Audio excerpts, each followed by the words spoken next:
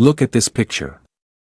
This is the country of Mongolia with an area of 1,564,116 square kilometers located in Central Asia. This is the 18th largest country in the world. However, the population here is only 3.5 million people as of 2025. If you look at this picture, you will see that Mongolia is sandwiched between Russia and China, the two economic and military superpowers in the world. But you may not know that in the past, there was a large Mongol empire stretching from the Pacific Ocean in the east to the Danube River and the Persian Gulf coast in the west. At its peak, the Mongol Empire covered about 23 million square kilometers, accounting for about 16% of the world's land area in the 13th century. To give you an idea, the Mongol Empire is 1.4 times larger than Russia and 2.4 times larger than Canada, the two countries with the largest territory at present. So do you know who led and turned Mongolia into a powerful and large empire at that time?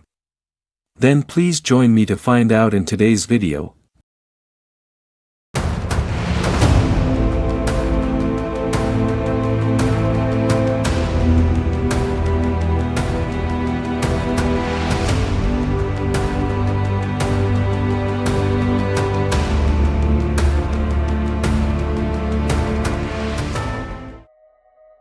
In human history, there are individuals who are not born to live an ordinary life, but to change the very course of the world.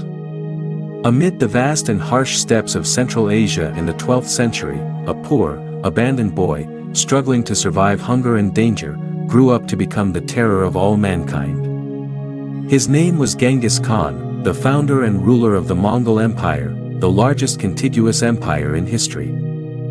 From small, fragmented tribes, he forged an iron army that swept across Asia and Europe, bringing down even the strongest fortresses under the hooves of his horsemen. Yet, the story of Genghis Khan is not only about bloody conquests. It is also the journey of an orphan marked by tragedy, a military genius with strategies far ahead of his time, a leader both ruthless and tolerant, and a death that remains shrouded in mystery to this day.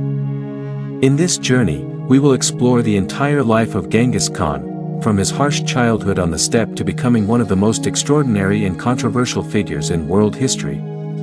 To understand why Genghis Khan could become one of the greatest conquerors in history, we must return to the harsh steppes of Mongolia in the 12th century. He was born in 1162, on the banks of the Onon River. His childhood name was Temujin, meaning blacksmith, a name associated with strength and resilience. His father, Yasugei, was the chief of a small tribe of the Borjigin lineage. His mother, Holun, was known as a courageous and intelligent woman. It seemed that the boy Genghis Khan would grow up with the status of a tribal leader's son. But fate turned too soon. When he was just 9 years old, his father Yasugei was poisoned by enemies. That death deprived the family of its protector. Without a leader, the tribe immediately abandoned Yasugei's widow and children, leaving them to survive alone in the merciless wilderness. During those years, the small family had to struggle every single day just to live. They survived by picking wild vegetables, digging up roots, hunting small animals, and fishing. In winter, the cold of the steppe nearly froze the breath out of them. It was during those brutal days that Genghis Khan learned his first lesson: to survive, one must become stronger than all the rest. His childhood was not only filled with hunger, but also betrayal. Those once called kin had turned their backs. That bitterness etched deeply into his mind, teaching him that true power lay not in noble blood, but in loyalty and ability. As a teenager, he suffered another ordeal. Captured by enemies, he was bound in a heavy wooden collar, humiliated as a prisoner. Yet instead of submitting, Genghis Khan searched for an opportunity to escape. With the help of a brave family who risked their lives to hide him, he managed to break free. This experience carved into him a lasting belief: loyalty and brotherhood are more valuable than any gold or silver. After escaping, Genghis Khan began to rebuild his position. He befriended Jamukha, and the two swore brotherhood. But over time, friendship would dissolve into rivalry, and finally into a bloody war that would decide the fate of the Mongolian steppe. Throughout his youth, the special thing about Genghis Khan was that he never placed blind faith in aristocratic lineage like other tribal leaders. He believed that true strength came from men who were both loyal and capable, regardless of their origin. This became the very idea that would transform the structure of Mongol society and its military in the years to come. His mother Holan also deeply influenced him. She taught her children that, even when abandoned, they must never bow to despair. Her resilience became the first model of leadership for Genghis Khan, inspiring him to protect and lead those under his care.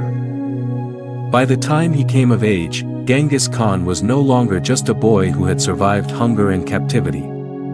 He had become a hardened young man, filled with an immense ambition, to unite the fragmented Mongol tribes, to end the cycle of division, betrayal, and bloodshed.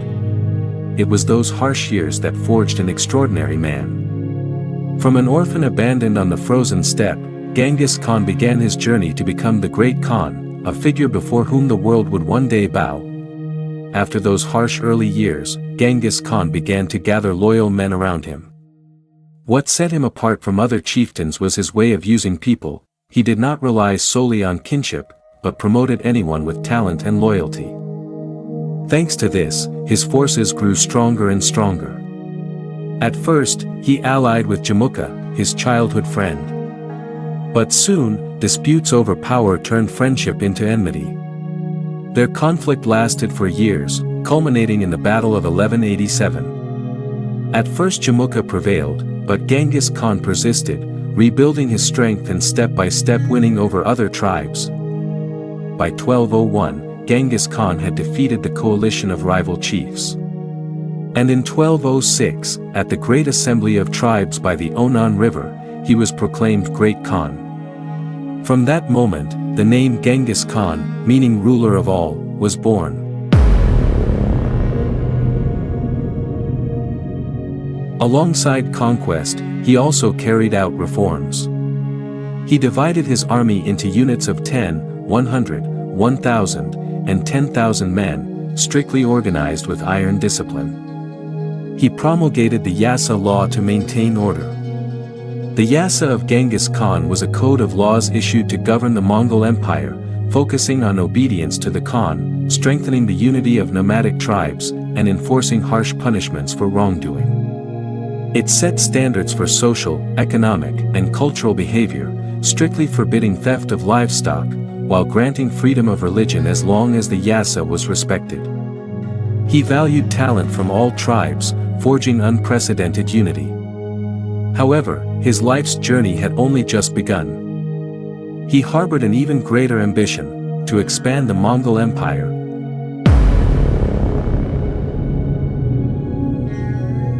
After uniting Mongolia, Genghis Khan turned his armies south, toward the mighty dynasties of China. In 1209, a decisive milestone marked his path of conquest. After consolidating the Mongol tribes, he set his sights on the Western Xia Kingdom, a wealthy realm in northwest China. Western Xia possessed many fortified cities and controlled vital trade routes, so conquering it meant not only territorial expansion, but also dominance over trans-Asian commerce. The campaign unfolded under harsh conditions, as the Mongol army crossed deserts and mountains. Yet their highly mobile cavalry quickly surrounded Western Xia strongholds. Genghis Khan employed his signature tactics, rapid maneuvers, flexible divisions, combined with terrifying displays of power to instill fear. Under mounting pressure, the king of Western Xia submitted, acknowledging Mongol suzerainty and paying tribute. The conquest of Western Xia in 1209 was not only a military victory, but also the beginning of a new era of Mongol expansion, paving the way for a series of legendary campaigns to come. After subduing Western Xia, Genghis Khan immediately turned his gaze to a far stronger foe, the Jin dynasty. Rulers of northern China. The Jin commanded vast lands, a dense population, and a well-organized army. But their complacency and bureaucratic heaviness proved a fatal weakness against the swift Mongols. In 1211, Genghis Khan gathered over 100,000 cavalry and crossed the Great Wall, marking the beginning of one of the greatest campaigns in history. The Mongol army split into several divisions, launching surprise attacks that shattered the Jin dynasty's solid defenses. Battles unfolded rapidly, employing tactics of encirclement, feigned retreats, and sudden counterattacks. This flexibility left the Jin forces, accustomed to fortress warfare, completely unprepared. Within 4 years, many key cities had fallen. In 1215, the climax of the campaign came with the siege of Zhongdu, present-day Beijing. After months of encirclement, the city fell to the Mongols. Hundreds of thousands of civilians were massacred, leaving an indelible scar in Chinese history. The victory over the Jin dynasty not only affirmed the extraordinary military talent of Genghis Khan, but also opened the gates for the Mongols to advance deeper into China. From here, his empire entered a new stage of expansion, asserting the superiority of steppe cavalry over the agricultural powers of the East. Genghis Khan is regarded as one of the greatest military geniuses in history. His greatest strength lay in the use of the Mongol cavalry, a force capable of moving swiftly, shooting arrows with deadly accuracy, and marching hundreds of kilometers in a short time. One of his most famous tactics was the feigned retreat.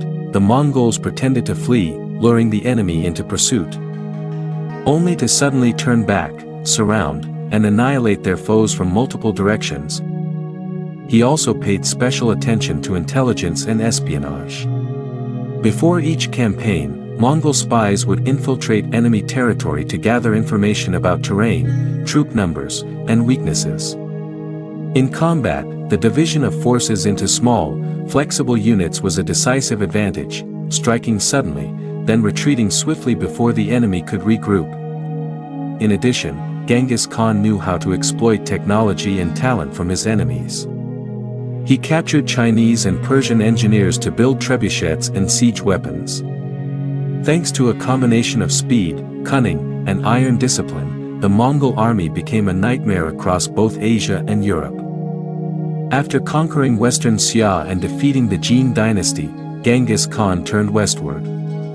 At that time, the Khwarezm Empire, stretching from Iran to Central Asia, was considered a wealthy and powerful state. At first, Genghis Khan had no intention of waging war. He sent caravans of merchants and envoys to establish trade relations, hoping to secure stable commerce along the Silk Road. However, Shah Ala ad-Din Muhammad, ruler of Khwarezm, grew suspicious of Mongol intentions. One of Genghis Khan's merchant caravans was seized, their goods plundered, and even the envoys were executed. For the Mongols, insulting and killing envoys was an unforgivable crime. Enraged, Genghis Khan swore to punish the Khwarezmian Empire. In 1219, the retaliatory campaign began. Despite having fewer troops, Genghis Khan employed brilliant mobility tactics. He divided his army into smaller columns, crossed deserts thought impassable, and launched surprise attacks on key cities. Prosperous centers such as Otrar, Bokhara, and Samarkand fell one after another.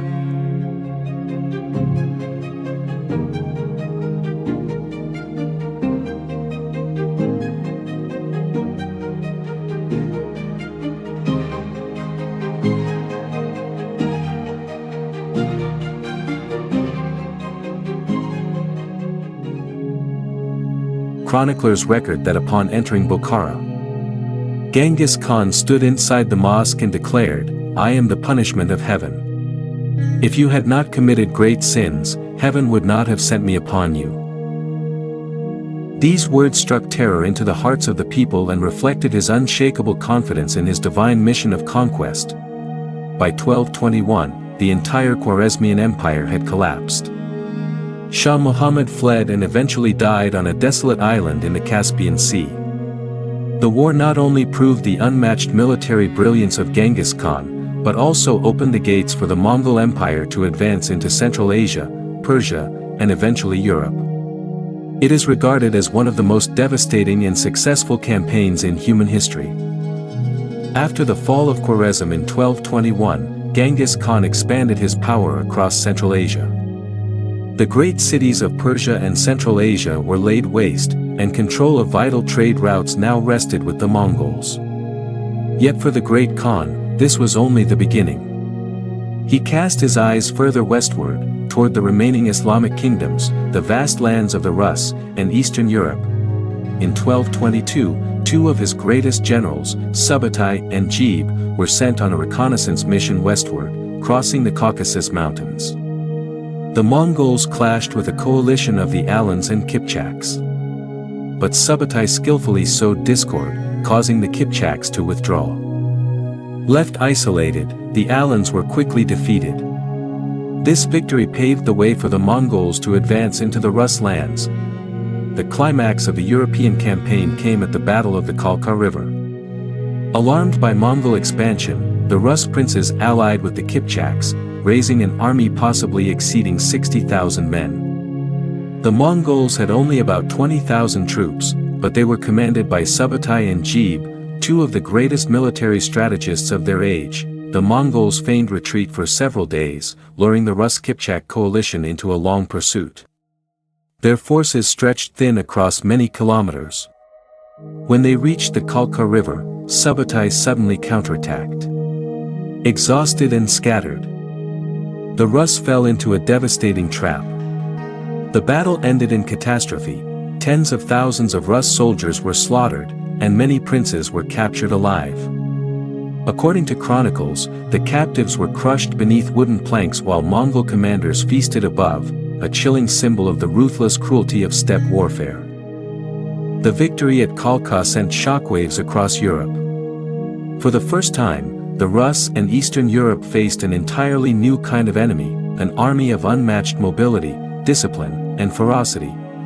Despite the resounding victory, the Mongols did not advance further into Europe. The main reason was that Genghis Khan had recalled Subbatai and Gebe back to Mongolia to prepare for other campaigns. To the great Khan, consolidating power at home and stabilizing his vast empire mattered more than limitless expansion. Gebe died on the return journey, while Subbatai remained the indispensable right hand of the Khan in later conquests. After completing the Western campaign, Genghis Khan turned back to China. He had not forgotten Western Xia, a kingdom that had once submitted but repeatedly betrayed him. In 1226, he launched a second campaign against them. The Mongols devastated the land, pushing Western Xia to the brink of collapse. Despite his old age, Genghis Khan personally commanded the campaign. Chronicles say he still rode into battle. However, in 1227, as the campaign neared its end, he suddenly died. The cause of his death remains one of history's great mysteries. Some accounts claim he fell from his horse while hunting, others suggest illness or battle wounds, and still others tell the legend of a Western Xia princess assassinating him in revenge.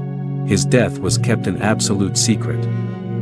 Legend has it that the funeral procession killed everyone who crossed their path, and horses were driven across his grave to erase all traces.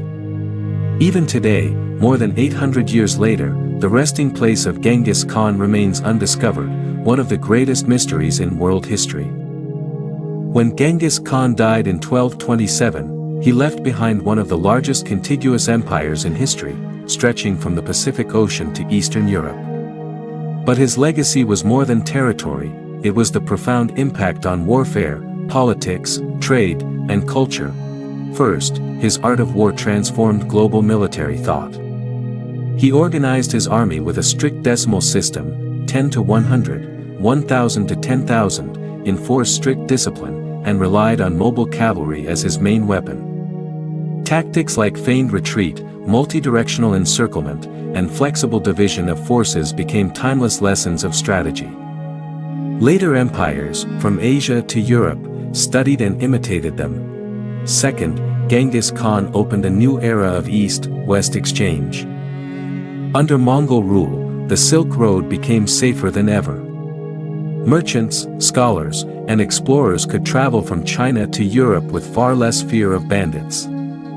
As a result, goods, knowledge, and technology, including printing, gunpowder, and medicine, spread rapidly, laying the foundation for the flourishing of many civilizations. Third, his policy of religious tolerance was rare in the Middle Ages. In the Mongol Empire, Islam, Buddhism, Christianity, and native beliefs were all protected. This not only stabilized a multi-ethnic empire but also encouraged cultural exchange on a vast scale. Moreover, the influence of Genghis Khan can even be traced in human genetics. Modern studies suggest that around 16 million men today carry his lineage, a striking testament to the far-reaching spread of his dynasty. Whether praised as a hero or condemned as a destroyer, the legacy of Genghis Khan is undeniable. He reshaped the political map, spurred global trade, and left an indelible mark on the course of human history. From a poor orphan abandoned on the harsh steppe, Genghis Khan rose to become the Great Khan, a man who made the world tremble. He was a storm that destroyed millions, but also a hand that opened an unprecedented era of East-West connection. His legacy is both light and shadow, both legend and tragedy. And even today, after more than 8 centuries, the story of Genghis Khan still echoes, a reminder that history is written by extraordinary men. This video has come to an end. If you want to learn more about this figure, feel free to leave your suggestions in the comments.